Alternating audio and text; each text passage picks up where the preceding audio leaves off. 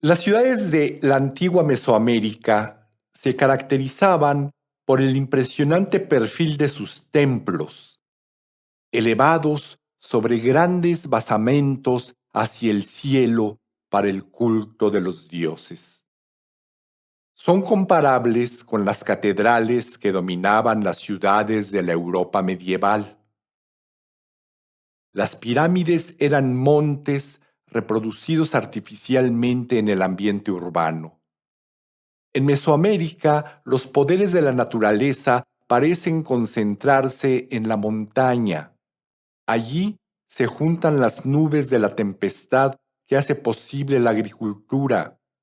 Allí hay cuevas como entradas secretas a su interior subterráneo, la parte oscura donde reinan los dioses y el inframundo, donde están los ancestros.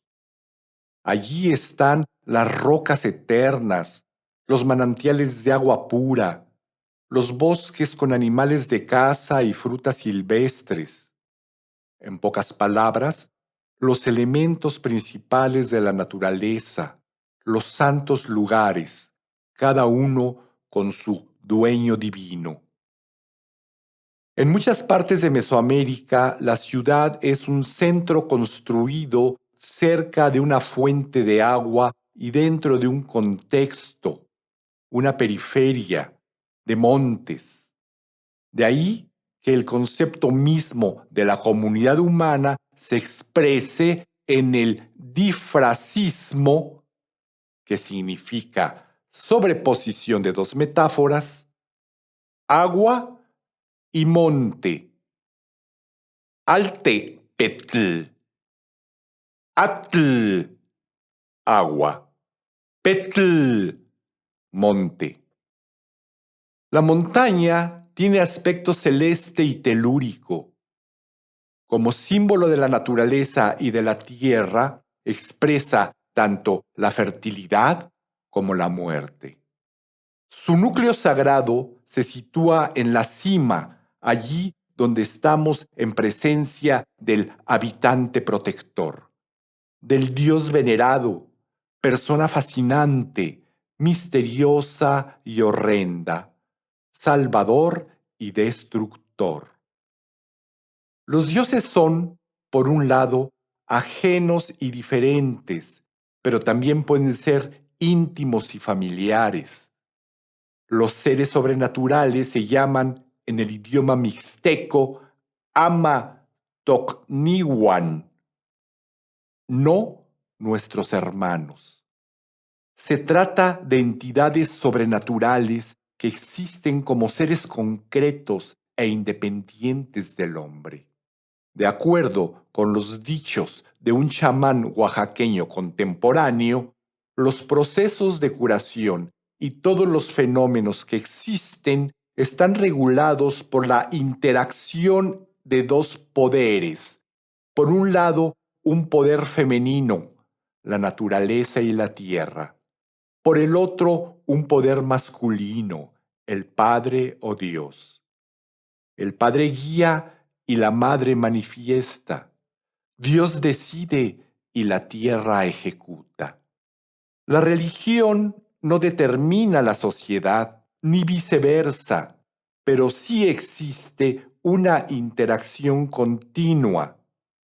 Es un orden de mundos que podemos ver en estas oposiciones: mundo humano, mundo divino, gentes, animales, plantas, cultura, naturaleza, ciudad, construcciones, montes, cuevas, vida civil, espanto, centro, periferia, domesticado, salvaje, incontrolable, mortal, inmortal, tiempo definido, eternidad, sin poder, lleno de poder.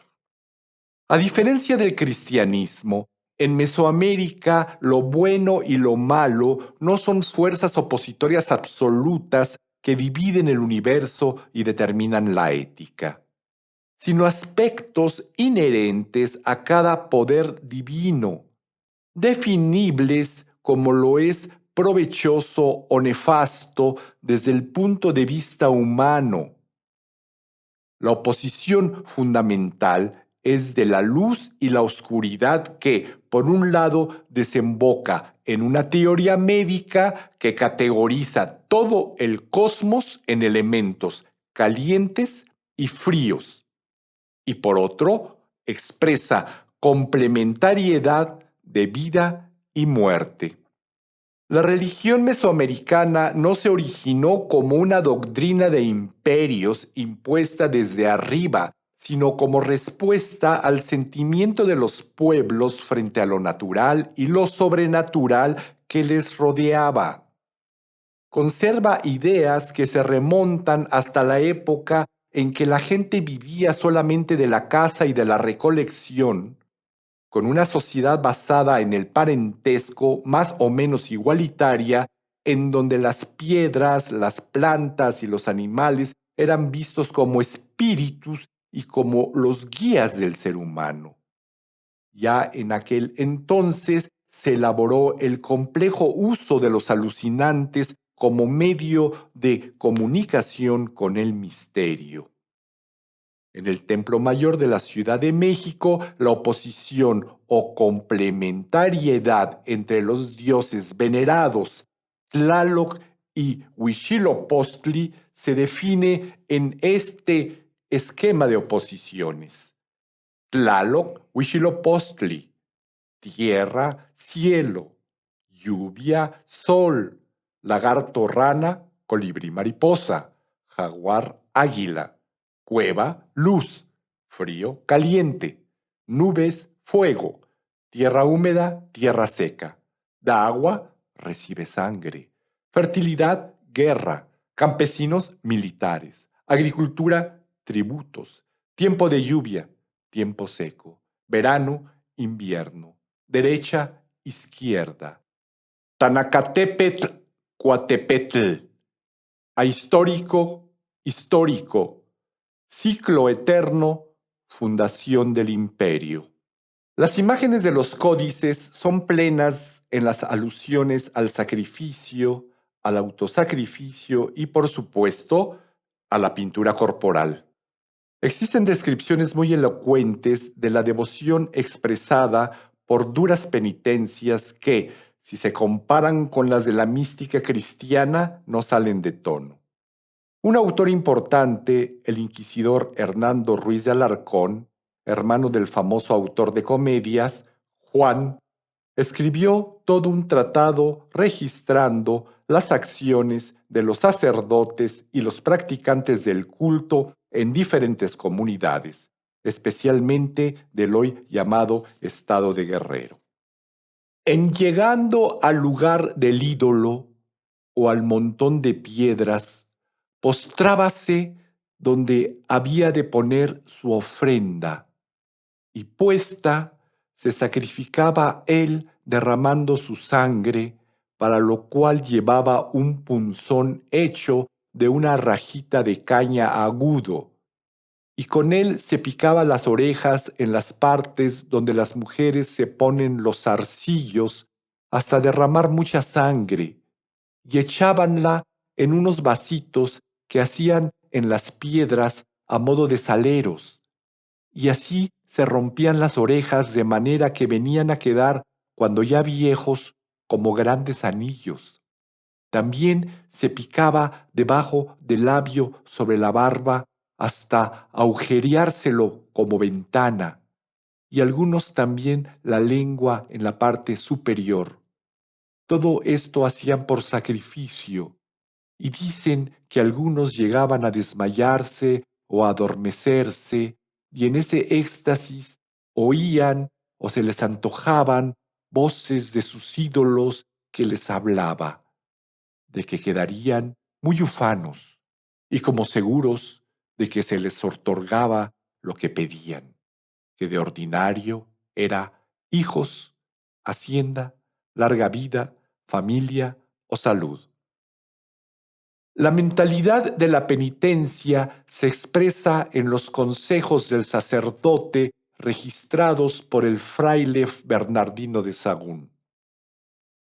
Es cierto que estás delante de él aunque no eres digno de verle, ni aun que él te hable, porque eres invisible y no palpable.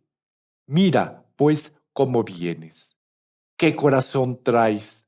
No dudes de publicar tus secretos en su presencia. Cuenta tu vida. Relata tus obras de la misma manera que hiciste tus excesos y ofendas. Derrama tus maldades en su presencia. Cuenta con tristeza a nuestro Señor Dios, que es favorecedor de todos y tiene abiertos los brazos y está aparejado para tomarte a cuestas. Mira que no dejes nada por flaqueza. Entrando en la presencia del misterio, el ser humano se viste y se pinta de una manera especial que expresa su dedicación a lo divino, según lo narra el fraile Motolinía. Cuando habían de bailar en las fiestas solemnes, pintábanse y tiznábanse de mil maneras, y para esto el día que había baile. Por la mañana luego venían pintores y pintoras a la tiangues, que es el mercado, con muchos colores y sus pinceles, y pintaban a los que habían de bailar los rostros y brazos y piernas a la manera que ellos querían, o la solemnidad y la ceremonia de la fiesta lo requería. Y así, enviajados y pintados, íbanse a vestir diversas divisas, y algunos se ponían tan feos que parecían demonios, y así servían y festejaban a el demonio, y de esta manera se pintaban para salir a pelear cuando tenían guerra o había batalla. La estructura de la pirámide indica las tres etapas de los ritos de paso que eran en la topografía sagrada coincidencia con el ascenso a la pirámide, la estancia en el templo y el regreso a la tierra. Al pie de la pirámide, el protagonista es literalmente desnudado.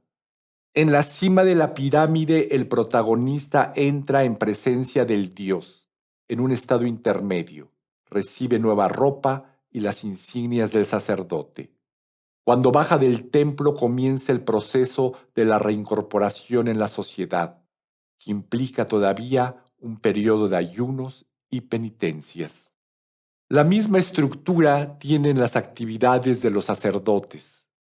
Actos como el ayuno y la penitencia, así como la unción con la pomada negra alucinógena y ciertas plantas alucinógenas como el pisiete, el ololiuqui, los hongos, el peyote y otras plantas provocan un estado físico-espiritual intermedio entre lo humano y lo divino. La preparación de sustancias alucinógenas era también usada para el acto del sacrificio. El cronista Joseph Acosta nos narra que, de acuerdo con el Código de Honor, los cautivados enfrentaron su suerte con gran dignidad, pero si la víctima se entristecía o no bailaba con la alegría deseada, los sacerdotes tomaban las navajas del sacrificio, con las que ellos mismos se herían, y lavábanles la sangre humana que estaba en ellas pegada de los sacrificios pasados, y con aquellas lavanzas hacíanle una bebida mezclada con otras de cacao, y dábansela a beber porque decían que hacía tal operación en él que quedaba sin ninguna memoria de lo que habían dicho y cual insensible, volviendo luego al ordinario canto. Y aún dicen que con este medio, él mismo con mucha alegría se ofrecía a morir, siendo hechizado con aquel brebaje. El nombre de esta bebida era Iztapacatl, Istli, obsidiana, navaja, cuchillo, bacalao, lavado. Atl, agua, agua.